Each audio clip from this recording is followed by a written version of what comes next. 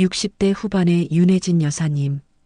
겉보기에는 그저 곱고 평범한 은퇴한 주부처럼 보였습니다. 하지만 그녀의 진짜 모습은 자식에게조차 철저히 숨겨온 5천억대의 부동산을 굴리는 숨은 재력가였죠. 혜진 여사님은 하나뿐인 아들 민준이가 어미의 돈이 아닌 진짜 사랑을 찾길 바라는 마음, 하나로 핵심 욕망, 이 모든 재산을 비밀에 붙여왔습니다.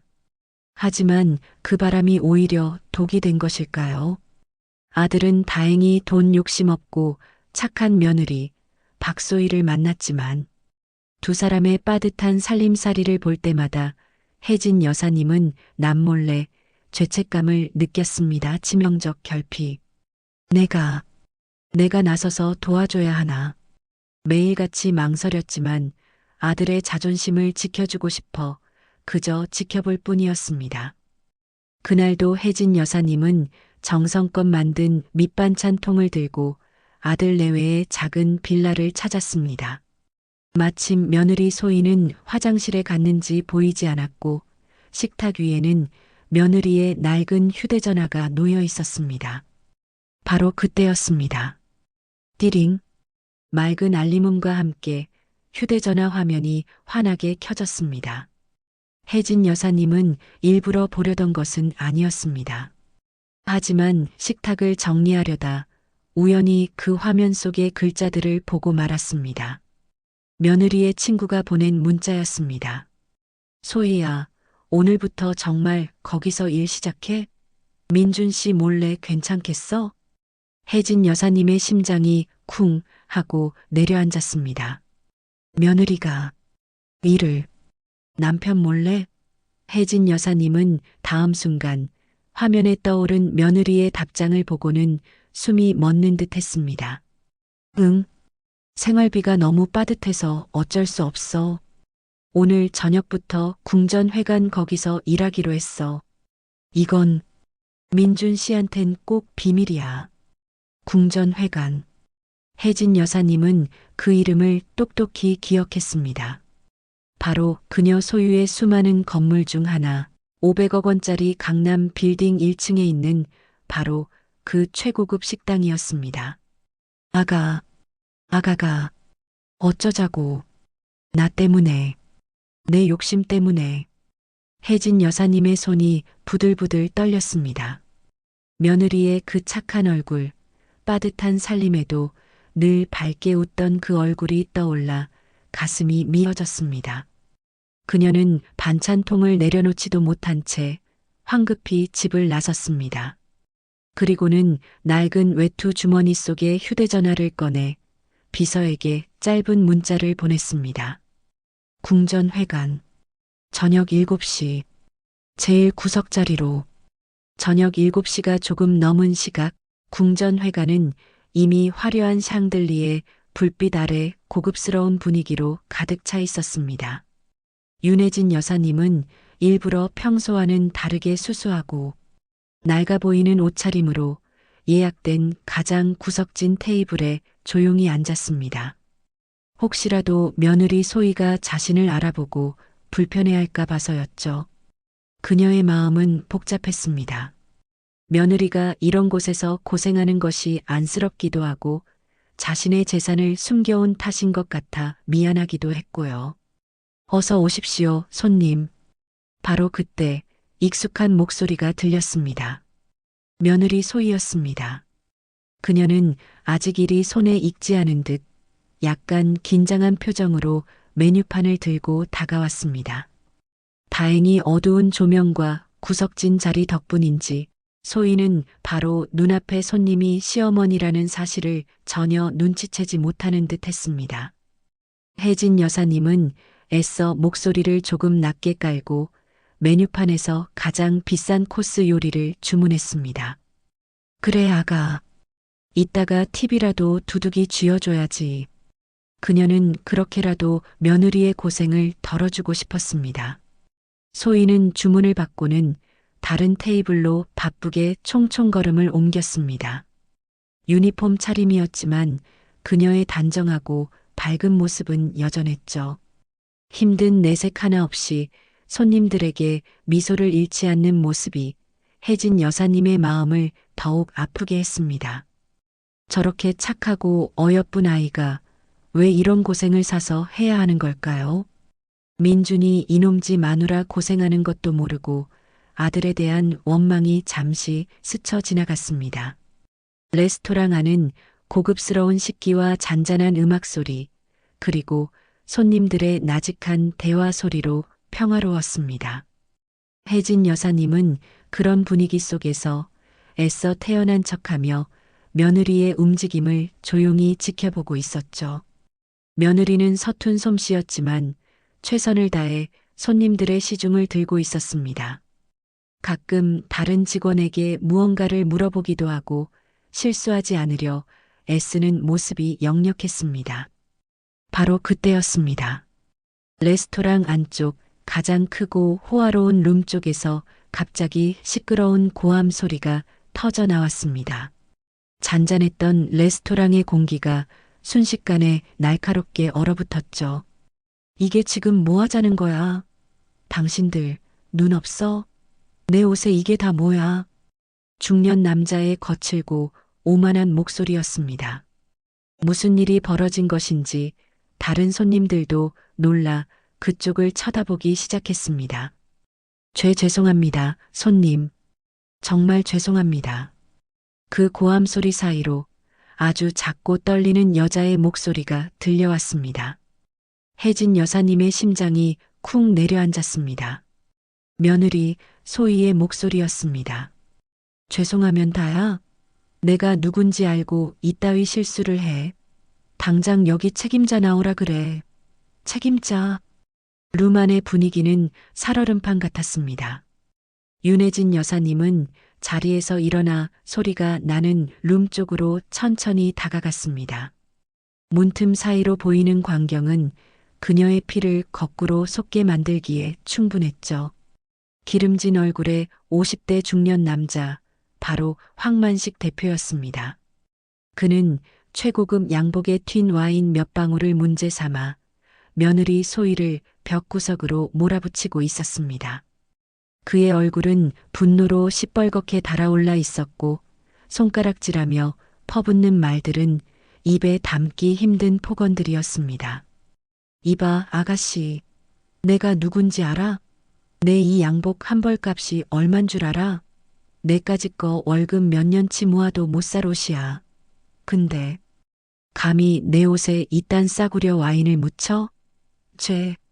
죄송합니다, 손님. 정말 죄송합니다. 제가 바로 세탁? 세탁?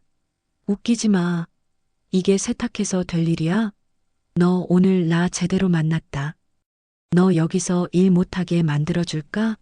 아니, 아예 이 동네 발도 못 붙이게 해줘? 황만식의 목소리는 점점 더 커졌고 그의 눈빛은 탐욕스럽게 소희의 얼굴을 훑쳤습니다. 주변 테이블의 다른 손님들은 불편한 듯 힐끔거렸지만 누구 하나 선뜻 나서지 못했죠. 오히려 황만식의 일행으로 보이는 남자들은 낄낄거리며 상황을 즐기는 듯 했습니다. 바로 그때 룸 안으로 식당 매니저가 허겁지겁 뛰어들어왔습니다.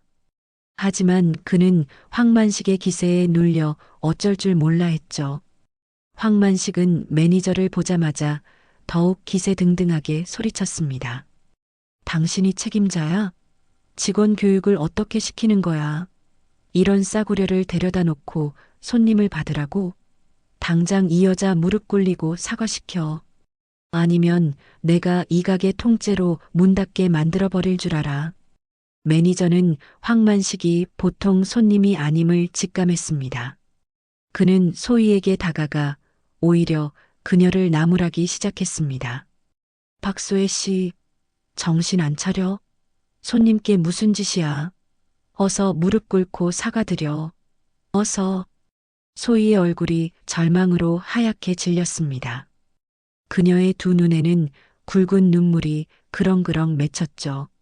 하지만 그녀는 차마 저 오만한 남자 앞에서 무릎을 꿇을 수는 없었습니다. 그녀가 눈물을 참으며 고개를 빳빳이 들려던 순간이었습니다. 이것 봐라. 아직도 정신을 못 차렸네. 황만식의 거칠고 두툼한 손이 소희의 가녀린 팔목을 낚아챘습니다. 그리고는 그녀의 머리채를 움켜쥐려는 듯 위협적으로 손을 치켜들었습니다. 아! 문틈으로 이 모든 것을 지켜보던 윤혜진 여사님. 그녀는 더 이상 참을 수가 없었습니다. 그녀의 온화했던 두 눈이 이제껏 그 누구도 본 적 없는 차갑고도 무서운 분노로 이글거리기 시작했습니다. 그녀가 룸 안으로 들어서려던 바로 그 순간 짝! 룸 안에서 살이 찢어지는 듯한 날카로운 소리가 울려 퍼졌습니다. 짝! 살같이 터지는 듯한 그 날카로운 소리는 룸 안의 모든 소음을 단숨에 삼켜버렸습니다. 윤혜진 여사님의 숨도 심장도 그 순간 멎어버린 듯했죠. 며느리 박소혜 씨의 가녀린 몸이 맥없이 바닥으로 쓰러졌습니다. 하얀 대리석 바닥 위로 그녀의 붉게 부어오른 뺨과 굵은 눈물방울이 처참하게 대비되었습니다. 레스토랑 안은 얼어붙었습니다. 방금 전까지 낄낄거리던 황만식 대표의 일행들도 안절부절 못하던 매니저도 심지어 갑질의 당사자인 황만식조차도 잠시 당황한 듯 보였습니다. 하지만 그는 이내 헛기침을 하며 자신의 행동을 정당화하려는 듯 목소리를 높였죠. 쯧쯧. 요즘 젊은 것들은 맷집도 약해 빠져가지고 어딜 감히 손님한테. 바닥에 쓰러진 소희는 울음소리조차 내지 못했습니다. 그저 떨리는 어깨를 감싸 안은 채 수치심과 고통으로 몸부림칠 뿐이었죠. 바로 그때였습니다. 문가에 서서 이 모든 것을 지켜보던 윤혜진 여사님. 그녀의 온화했던 눈빛은 이제 흔적조차 찾아볼 수 없었습니다. 그 자리에는 시베리아 벌판의 얼음보다 더 차갑고 날카로운 칼날보다 더 서늘한 무언가가 자리 잡고 있었죠. 이것이 바로 그녀의 인생을 뒤바꾼 최악의 전환점이었습니다. 자신의 재산을 숨겼다는 죄책감, 며느리에 대한 안쓰러움, 그 모든 감정은 이제 중요하지 않았습니다. 그녀의 머릿속에는 오직 단 하나의 생각만이 남았습니다. 저 오만한 자를, 내 며느리를 짓밟은 저자를 반드시 내 손으로. 그녀는 더 이상 룸 안으로 들어가지 않았습니다. 대신 아주 조용히 아무도 눈치채지 못하게 몸을 돌렸습니다. 그녀의 발걸음은 조금의 흐트러짐도 없었죠. 마치 아무 일도 없었다는 듯 그녀는 유유히 레스토랑을 빠져나왔습니다. 하지만 그녀의 등 뒤에서는 며느리의 억눌린 울음소리가 희미하게 들려오는 듯 했습니다. 레스토랑 앞 대기하고 있던 검은색 세단에 올라탄 혜진 여사님. 그녀는 차가운 가죽 시트에 몸을 깊숙이 묻었습니다. 그리고는 낡은 외투 주머니 속에서 최신형 스마트폰을 꺼내 들었죠. 그녀의 손가락은 망설임 없이 단축번호 1번을 길게 눌렀습니다.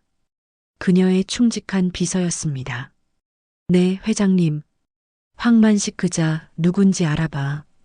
황만식 대표 말씀이십니까? 태성건설 아니. 그럴 필요 없겠다. 혜진 여사님의 목소리는 방금 전 식당 안의 그 차가운 공기보다 더 싸늘했습니다. 지금 당장 궁전회관 그 식당이 들어있는 건물 500억이든 얼마가 됐든 당장 사버려. 윤혜진 여사님의 전화 한 통은 거대한 톱니바퀴를 움직이기 시작했습니다. 그녀의 충직한 비서는 일사천리로 움직였죠. 500억 원. 누군가에게는 평생 만져보지도 못할 천문학적인 액수였지만 혜진 여사님에게는 그저 부동산 목록 중 하나를 늘리는 것에 불과했습니다. 다음 날 아침 해가 뜨기도 전에 궁전 회관이 들어선 그 번쩍이는 강남 빌딩의 소유주는 윤혜진 세 글자로 바뀌어 있었습니다. 동시에 비서는 태성건설 황만식 대표라는 인물에 대한 뒷조사를 시작했습니다. 겉으로는 성공한 건설사 대표였지만 그 이면은 온갖 비리와 탈세 의혹으로 얼룩져 있었죠.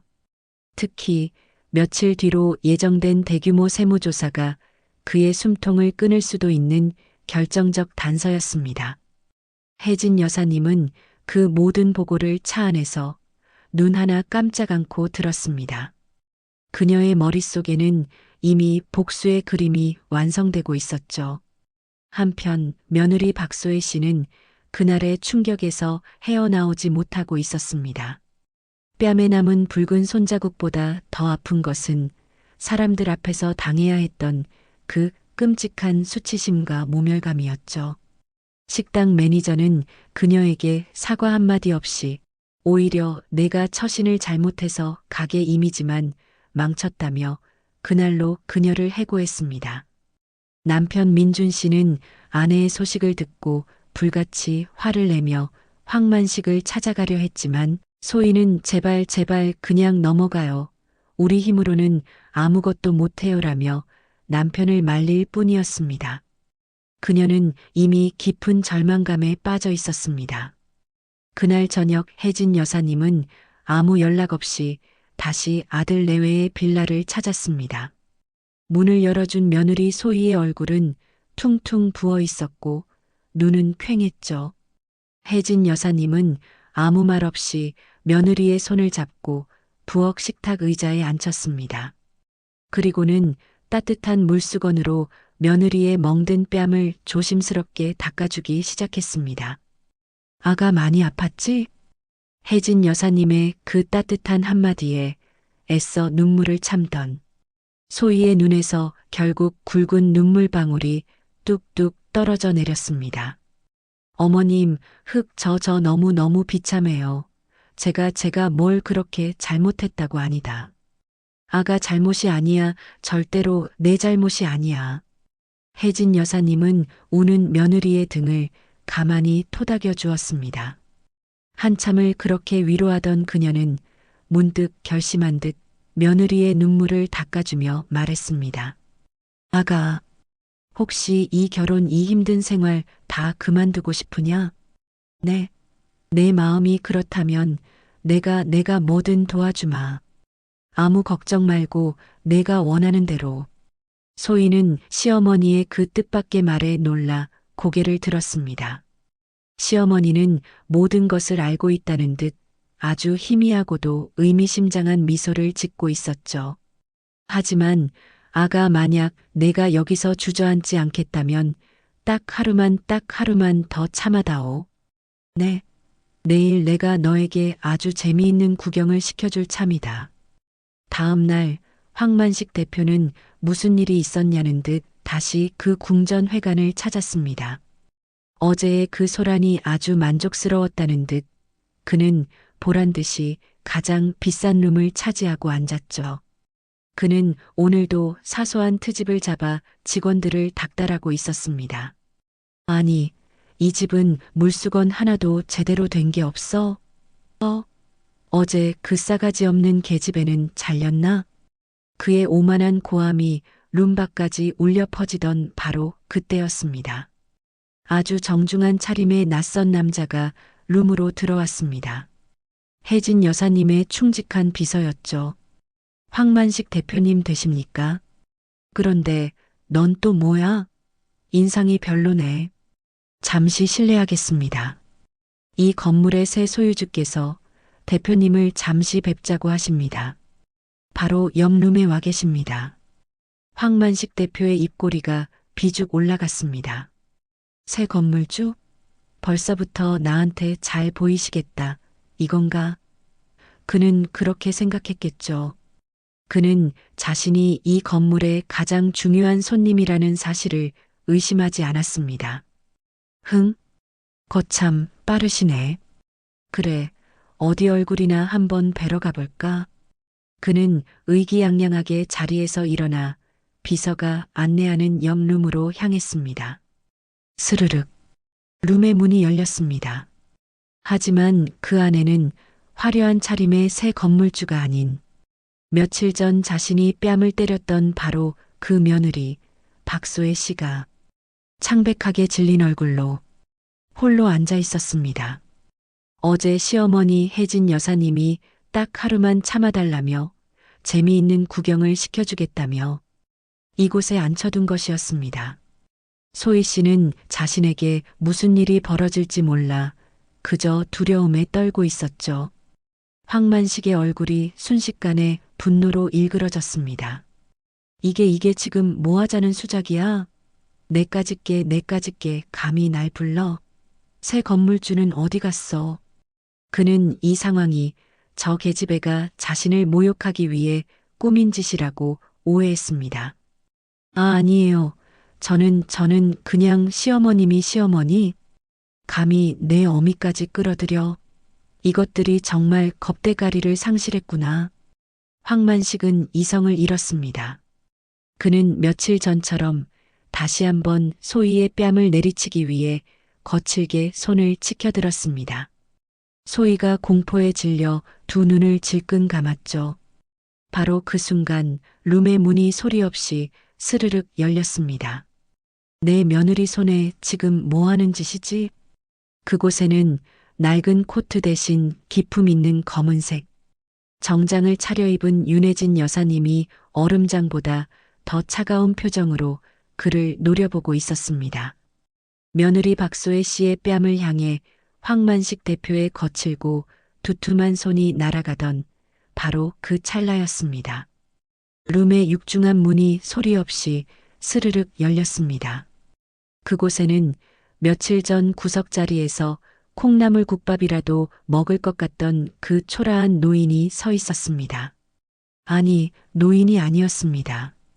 그녀의 낡은 코트는 온데간데 없었고 칠흑 같은 어둠보다 더 깊고 기품 있는 검은색 정장을 차려입은 위엄 있는 여인이 서 있었습니다. 윤혜진 여사님이었습니다. 그녀의 얼음장 같은 목소리가 룸 안의 공기를 갈랐습니다. 내 며느리 손에 지금 뭐 하는 짓이지? 황만식의 손이 마치 시간이 멈춘 듯 허공에 그대로 굳어버렸습니다. 그는 눈앞의 이 광경을 도저히 믿을 수가 없었죠. 며칠 전 그 노인네가 왜 여기에? 당신이 여길 어떻게 해? 혜진 여사님은 그의 당황한 외침 따위는 안중에도 없다는 듯 룸 안으로 천천히 걸어 들어왔습니다. 그녀의 또각거리는 구두 소리는 마치 사형 선고를 내리는 망치 소리처럼 황만식의 귓전을 때렸습니다. 그녀의 눈빛은 500억 원짜리 빌딩보다 더 무겁게 황만식을 짓눌렀습니다. 황 대표. 그녀가 처음으로 그의 이름을 불렀습니다. 황만식은 온몸에 소름이 돋는 것을 느꼈죠. 이 레스토랑 전망이 아주 마음에 들어서 그냥 통째로 샀습니다. 사샀다니요? 이 건물을 회장님이? 황만식의 오만했던 얼굴이 순식간에 경악과 공포로 물들기 시작했습니다. 그는 이제야 사태의 심각성을 깨달았습니다. 눈앞의 이 노파는 그가 감히 함부로 대할 수 있는 그런 존재가 아니었습니다. 그는 황급히 표정을 바꾸고 방금 전까지 짐승처럼 날뛰던 기세를 감추며 굽실거리기 시작했습니다. 아이고, 회장님이셨습니까? 제가 감히 귀한 분인 줄도 모르고. 혜진 여사님은 그를 거들떠보지도 않았습니다. 그녀는 곧장 바닥에 주저앉아 떨고 있는 며느리 소희에게 다가갔습니다. 그리고는 며칠 전 집에서 그랬던 것처럼 따뜻하고 부드러운 손길로 며느리를 부축해 일으켜 세웠죠. 그녀는 며느리의 붉게 부어오른 뺨을 가만히 쓸어주었습니다. 그리고 다시 황만식을 향해 고개를 돌렸습니다. 황 대표, 며칠 전 당신이 내 아가 내 며느리의 뺨을 때렸지요. 바로 이 방에서 말이요. 아, 저 회장님, 그건 오해가 이 직원이 실수를. 됐습니다. 혜진 여사님은 그의 말을 차갑게 끊었습니다. 사과하셔야죠. 무릎 꿇고 내 며느리에게 진심으로 사과하세요. 그녀는 며느리 소희를 바라보았습니다. 이제는 며느리가 결정할 시간이었습니다. 아가, 내가 결정하거라. 저 사람의 사과를 받겠느냐? 아니면 저 사람을 당장 여기서 쫓아낼까? 소희는 떨고 있었습니다. 하지만 시어머니의 그 단단하고 흔들림 없는 눈빛을 보자 그녀의 내면 깊은 곳에서 뜨거운 무언가가 끓어올랐습니다. 며칠간 그녀를 짓눌렀던 수치심과 공포가 용기로 변하는 순간이었죠. 그녀는 뺨을 맞았던 그 고통을 떠올리며 황만식을 똑바로 노려보았습니다. 당신 같은 사람은 용서받을 자격이 없어요. 황만식의 얼굴이 다시 분노로 일그러졌습니다. 이것들이 감히 나를... 그가 마지막 발악처럼 소리치려던 순간 황 대표, 혜진 여사님의 목소리가 룸 전체를 울렸습니다. 그녀가 비서에게 조용히 신호를 보내자 룸 한쪽 벽면의 대형 화면이 소리 없이 켜졌습니다. 화면 가득 황만식의 태성건설이 저지른 수많은 탈세와 비리, 불법 자금 내역이 붉은 글씨로 빽빽하게 떠올랐습니다. 황만식의 숨이 멎었습니다. 저것은 국세청에 넘어가면 그는 끝장이었습니다. 혜진 여사님이 그에게 다가가 마지막 말을 건넸습니다. 사과로 끝날 것 같았소? 당신 이제 끝났어. 룸 안의 공기는 싸늘하게 식어버렸습니다. 황만식 대표는 완전히 넋이 나간 사람처럼 벽면 스크린에 뜬 자신의 붉은 죄악들을 멍하니 바라보고 있었죠. 방금 전까지 세상을 다 가진 듯 오만했던 그의 얼굴은 이제 모든 것을 잃은 자의 잿빛으로 변해 있었습니다. 그는 더 이상 소리치지도 변명하지도 못했습니다. 윤혜진 여사님의 비서가 조용히 휴대전화를 들어 어디론가 짧게 통화했습니다. 네, 지금입니다. 증거는 확보됐습니다. 몇 분 지나지 않아 룸의 문이 다시 활짝 열렸습니다. 이번에는 레스토랑 직원이 아니었죠. 정장을 입은 말끔한 남자들 국세청 조사관들이 차가운 표정으로 룸 안으로 들이닥쳤습니다. 황만식 씨, 특정 범죄 가중처벌 등에 관한 법률 위반, 조세 포탈 혐의로 긴급 체포합니다. 황만식은 아무런 저항도 하지 못했습니다. 아니할 수가 없었죠. 그는 그렇게 자신이 그토록 무시했던 며느리와 그 며느리의 시어머니 앞에서 허무하게 끌려나갔습니다. 바로 그때 밖에 소란을 듣고 놀라 뛰어온 아들 민준 씨가 룸 앞에 섰습니다. 그는 평생 본 적 없는 차갑고 위험 있는 어머니의 모습과 그 앞에 넋을 잃고 쓰러진 며느리 소혜, 그리고 낯선 남자들에게 붙들려 끌려나가는 황만식의 모습을 넋을 잃고 바라보았습니다. 모든 폭풍이 폭풍처럼 지나가고 룸 안에는 혜진 여사님과 아들 부부 세 사람만이 남았습니다. 소희는 여전히 어안이 벙벙한 표정이었습니다. 자신의 시어머니가 저 무서운 사람을 단숨에 무너뜨리고 500억짜리 건물의 주인이라니요. 아들 민준 씨 역시 이 모든 상황이 꿈인지 생시인지 분간이 가지 않는 듯 떨리는 목소리로 입을 열었습니다. 어머니, 이게 다 도대체 어떻게 된 일입니까? 혜진 여사님은 그제야 얼음장 같았던 무거운 표정을 풀고 아주 옅은 미소를 지었습니다. 그녀는 아들의 손과 며느리의 손을 함께 꼭 잡았습니다. 민준아, 그리고 아가, 내가 그동안 너희를 속였다. 이 늙은 어미를 용서해다오. 네. 나는 우리 아들이 이 어미의 돈이 아니라 그저 사람 그 마음 하나만 보고 진짜 사랑을 찾길 바랐다. 그래서 내 재산을 철저히 숨겼던 게야. 그런데 내 그 욕심이 오히려 우리 착한 아가를 이렇게 고생하게 만들었구나. 혜진 여사님은 며느리 소희의 아직도 붉은 기가 가시지 않은 뺨을 가만히 쓸어주었습니다. 아가, 미안하다, 정말 미안하다. 그리고 고맙다. 그렇게 모진 일을 당하고도 꿋꿋하게 버텨줘서. 소희는 시어머니의 그 진심 어린 눈빛과 따뜻한 손길에 그만 참고 참았던 눈물을 터뜨리고 말았습니다. 그동안 겪었던 모든 서름과 비참함이 시어머니의 그 한마디에 봄눈 녹듯 사라지는 순간이었습니다. 혜진 여사님은 웃으며 며느리의 손에 비서가 방금 가져온 두툼한 서류 봉투 하나를 쥐어주었습니다. 이게 뭐예요, 어머님? 아가. 이제 이런 천박한 놈들한테 뺨 맞아가며 고생하지 마라. 이 식당 오늘부터 내가 사장이다. 재미있으셨다면 구독과 좋아요 부탁드립니다.